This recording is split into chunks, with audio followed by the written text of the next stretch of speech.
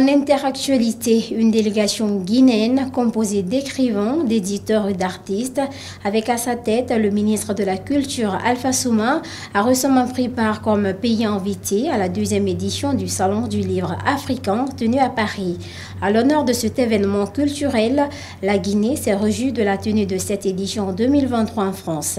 Et Guinée Buzz TV était au cœur de l'événement. Aboubakar Oulare nous commente les images de Mamadi Traoré. Suivez. Après 3 jours d'intenses débats et d'expositions, le Salon du Livre africain à Paris vient de prendre fin. La Guinée de Camara Laya, de Kernomone Nembo et d'Aloum Fantouré était cette année pays invité d'honneur. Le pays invité, c'est la Guinée. Je suis guinéenne.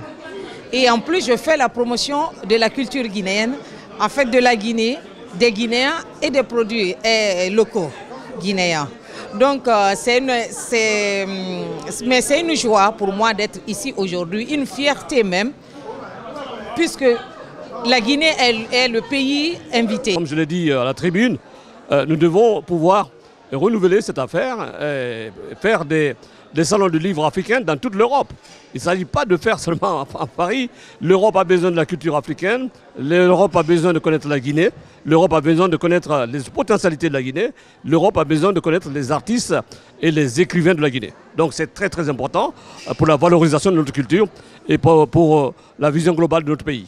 Nous, partout où on parle de culture, on répond en fait.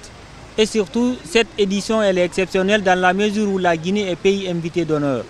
Donc du coup, parlant du livre étant quelque chose qui apporte à une vie et qui est vraiment indispensable pour l'éducation, on s'est dit pourquoi pas être là, apporter notre soutien à ce grand événement où la Guinée est vraiment bien représentée, et ça a été un grand honneur pour nous d'être là et puis d'être en compagnie de nos autorités.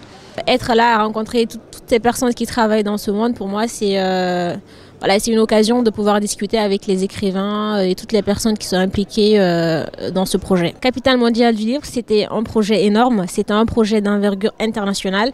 Là, on te parle de capitale africaine du livre.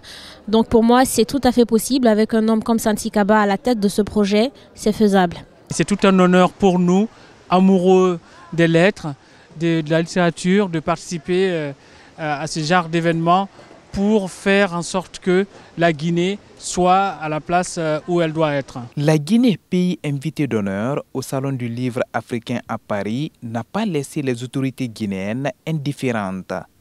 D'où la présence d'une forte délégation conduite par le ministre de la Culture, Alpha Souma, à la cérémonie. Le Salon du Livre africain à Paris. Et si la Guinée a été choisie dans ce cadre comme pays invité d'honneur, pour nous c'est franchement un honneur.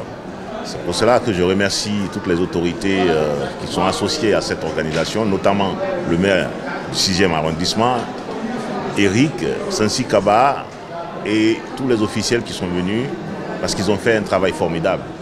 La Guinée a pour vocation d'être la capitale africaine du livre, au même titre que le Burkina, qui est aujourd'hui la capitale du cinéma. Nous avons relevé le défi de la mobilisation. Nous avons honoré cette invitation pour prouver à l'Afrique que Conakry souhaite, dans les 10 prochaines années, être capitale africaine du livre. Il y a eu des tables rondes, il y a eu des conférences, il y a eu des ateliers, il y a eu des dédicaces autour de la thématique de la littérature guinéenne.